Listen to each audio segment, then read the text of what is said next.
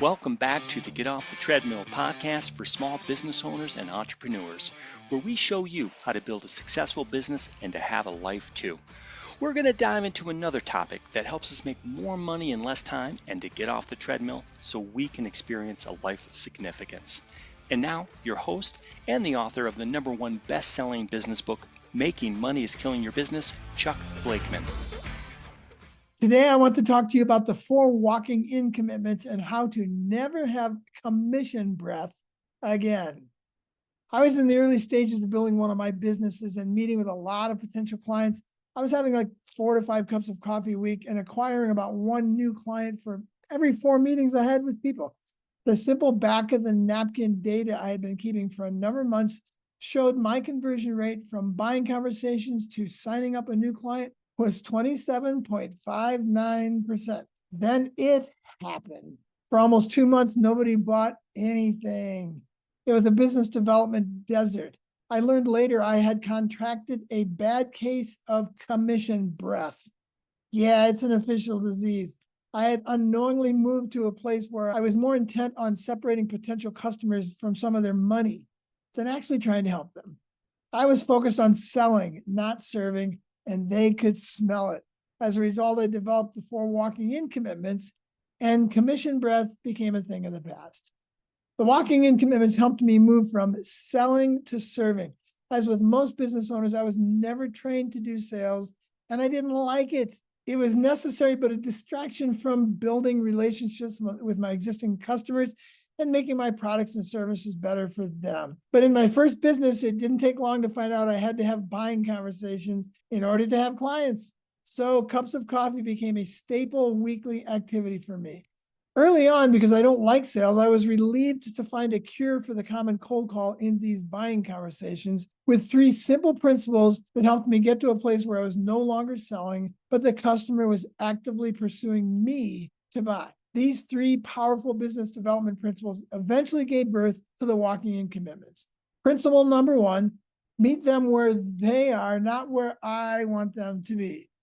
Many sales tactics are built around enticing the potential customer to join me over here mentally or emotionally for a great look at my product from my point of view. When we do the opposite and meet them where they are, we gain trust. Where are they right now, personally and in business? If we don't really know the answer to that, we're just listing features and benefits and hoping against hope that something might stick, which leads us to principle number 2.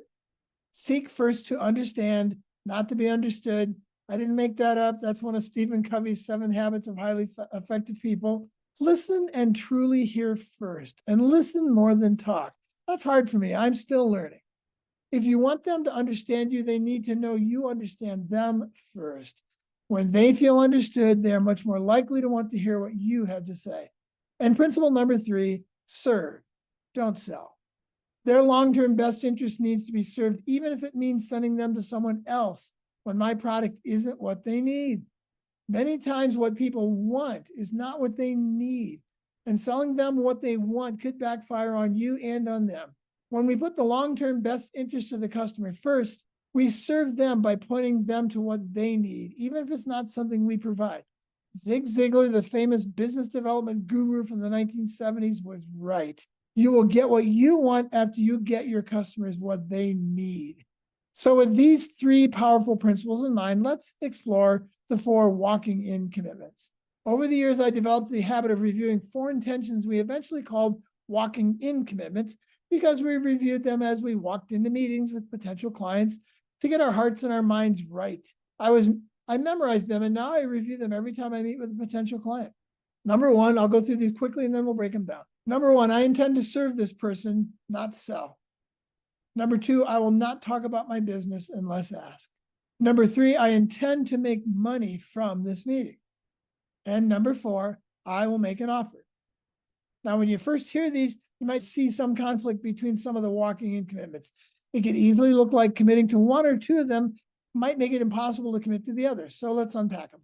Number 1, I intend to serve, not sell. Everybody wants to buy, but nobody wants to be sold anything. I intend to find out what they need and offer them that, even if it's somebody else's product or service. I'm committed to doing what is best for them, not for our company. If both our needs and our desires line up, great. If not, I will steer them to a product or service that truly meets their needs. I want to serve them, and it has to work for both of us, not just for me.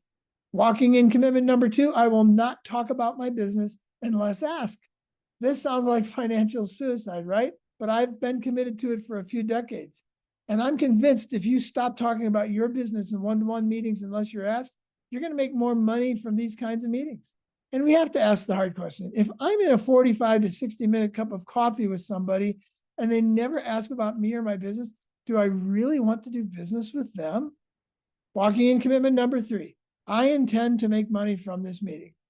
If I just want to serve and won't talk about my business unless asked, it's hard to see how I'm going to make money from this meeting. But please note, I didn't say I intended to make money in this meeting. I intend to make money from this meeting. I'll give you an example of how this works.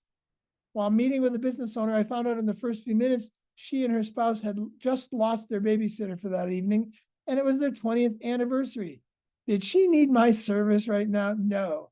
She needed a babysitter, and I intended to serve her and give her what she needed. So I got hold of my spouse, who gave us contacts, and we called around our neighborhood and found a babysitter.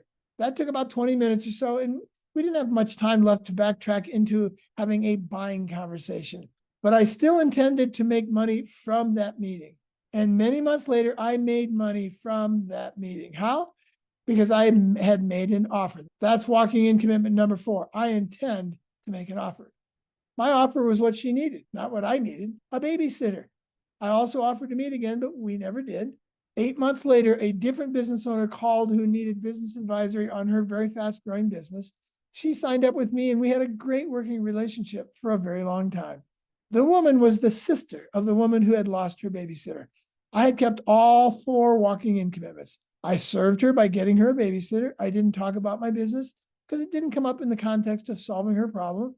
I gave her an offer, a babysitter, and many months later, I intended and did make money from that meeting, not in that original meeting.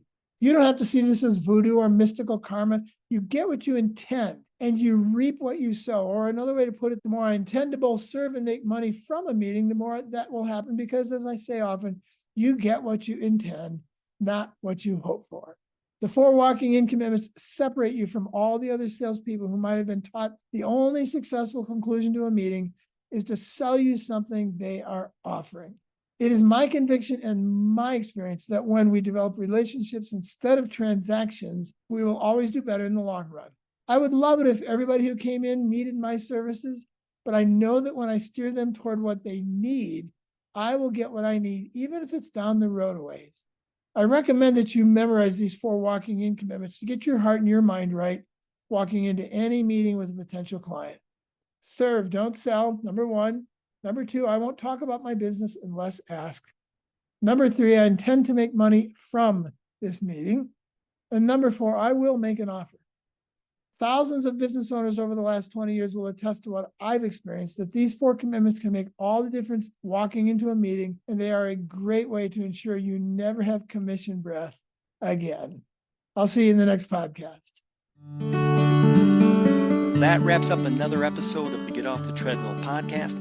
If you found this podcast helpful, please subscribe and hit the like button to ensure you are receiving the latest tools you need to grow your business and to get off the treadmill. If you want more information on the 3 to 5 Club, the Crankset Group, or to book Chuck as a business advisor, speaker, or workshop leader, you can contact us at grow@cranksetgroup.com. Until next time, have a great week.